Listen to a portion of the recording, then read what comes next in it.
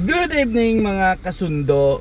Good evening mga ka-joyride. Joyride car.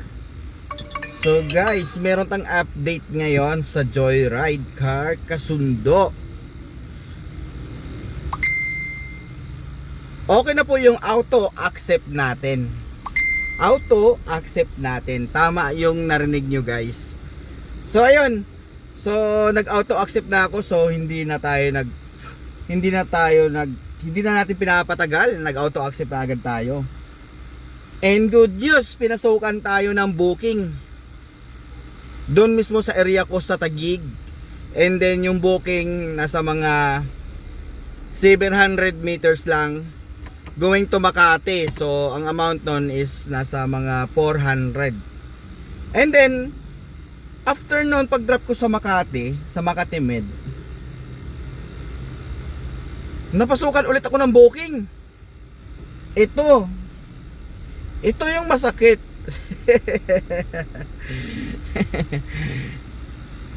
Hindi naman masyadong masakit kasi kahit pa paano may amount naman, sorry guys. May amount naman.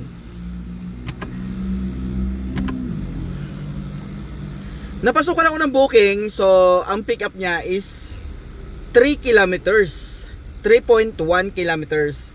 So tinext ko and then tapos ang drop niya Makati lang din naman.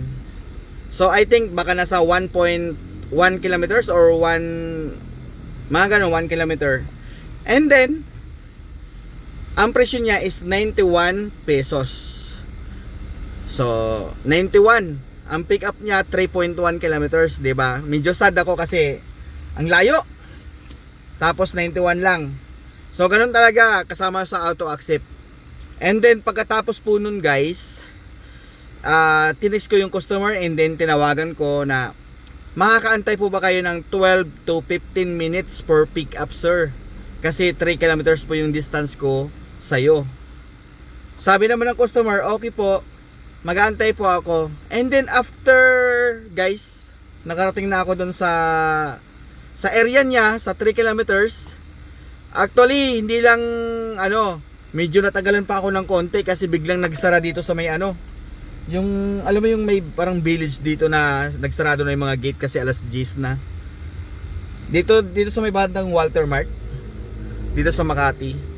And then guys, pagdating ko dito sa pick up point guys, biglang kinancel. Ang sakit, 'di ba? Biglang kinancel.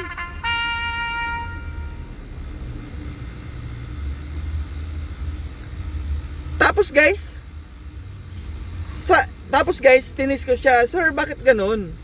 Bakit niyo po kinancel na kung kailan andito na ako? Di ba nag-usap po tayo na makakaantay po kayo? Dapat nagsasabi na lang po kayo agad na ika-cancel niyo na."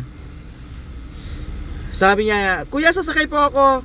Lalaki yun. "Sasakay ako, kuya."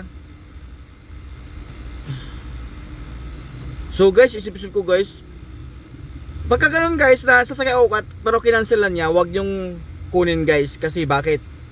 Nabalitaan nyo ba yung may inagawang kotse? Oo, nabalitaan ko rin noon na yun nga, nag-book tapos kinancel and then sumakay. Ganun nga, pero hindi ko alam kung totoo ba talaga yung nababalitaan ko. Pero yun nga guys, mga ganong senaryo guys, wag nyong kunin. Ika-cancel niya bigla, wag nyong kunin. Delikado kayo ganyan guys. Oh guys, so yun doon yung update natin ngayon guys sa mga kasundo, mga joyride. Ingat po tayo palagi. Update natin guys today. Meron na tayong auto accept sa joyride car kasundo. Okay guys, bye. Sa mga hindi pa nag-follow hindi pa nag-subscribe sa akin, mag-subscribe na kayo guys. Okay mga kasundo, bye bye, ingat kayo and God bless guys. Thank you.